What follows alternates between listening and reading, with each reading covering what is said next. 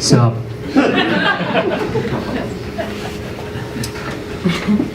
Thank you, ladies and gentlemen, for coming tonight to a reading of a collection of my short stories. This first piece is entitled Slamming It Out with My Smoke Show Fiancé.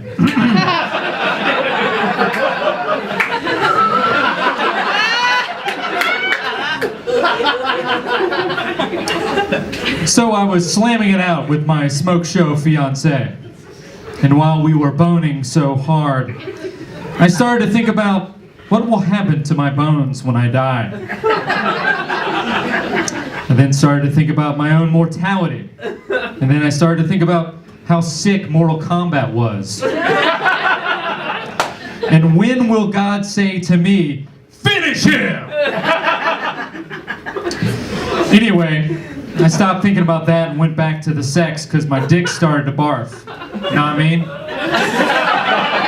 Thank you. That was slamming it out with my smoke show fiancé. Thank you. Ladies and gentlemen, let's give it up for the Bro Dogs Literary Society for sponsoring tonight's event. Thank you. Your generous clapping is very much appreciated by my dogs. In 1707, the society was started, as we all know, by the great-great-grandfather of Rob Gronkowski. As we all know, the Gronk family is known for having the fattest necks. But before we move on to my next piece, I just want to say, literature is art on the page. And I need to remind myself of that every day. I also remind myself that I'm a joker, I'm a smoker, and I'm a midnight toker. These are, of course, the prodigious lyrics of the greatest one-man band, Steve Miller Band.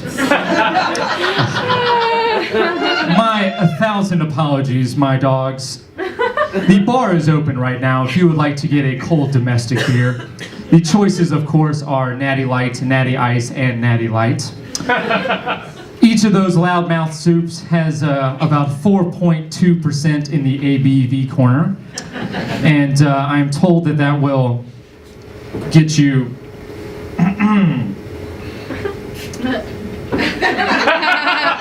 fucked. My next piece I'd like to read for you is an excerpt from a story entitled, "You Can't Crush Frat Waters If You Don't Take Them to the Dome Piece."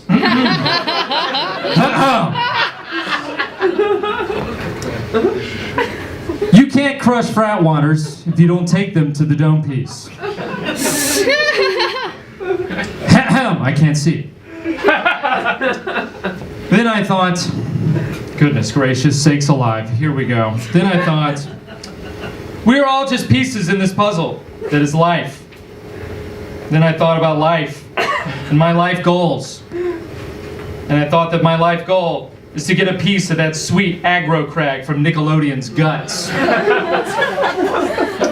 I thought about having guts and taking guts, and having guts is what makes a person feel alive. Because life is worth living. And life, if life does hand you lemons, does it make Mike's Hard Lemonade? Anyway, my buddy Craig made a raccoon butt chug a beer.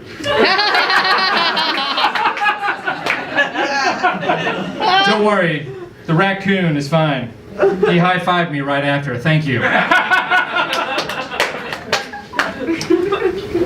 Ladies and gentlemen, if you'd like to purchase any of my previous works, they're available up front. Previous works entitled... Excuse me. I'm just so moved by the moment.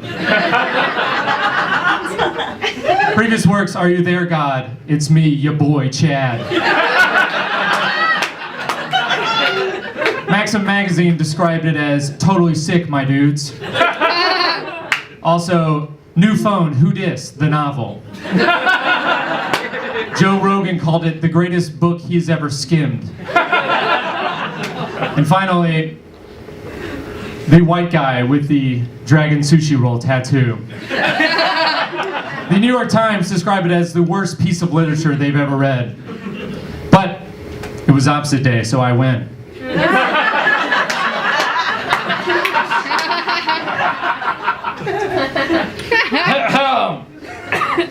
My last reading tonight is entitled, Taking a Dump.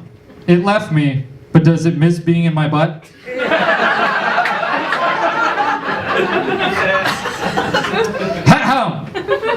So, I was taking a dump and it left my butt. But does it miss being in my butt? What are butts? Can a butt be mean like a butthole? Then I thought about black holes. And then I thought, is there life in space? And if so, are they DTF? Excuse me. Excuse me, I just need to clear my throat. I've gotten so worked up by the moment. Pardon me.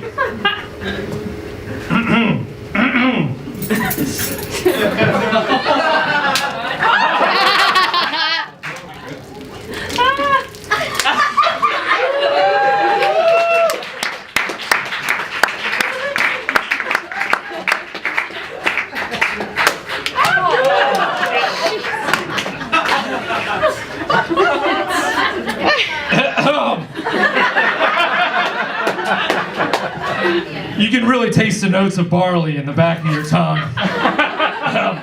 Anyway, I thought I should take a picture of that dump and send it to my boys. So I did. One bro even captioned it, "Dat dump though." Thank you so very much. If you would like to pre-order my next book, please do. It is entitled Dick Barf 2: The Reckoning.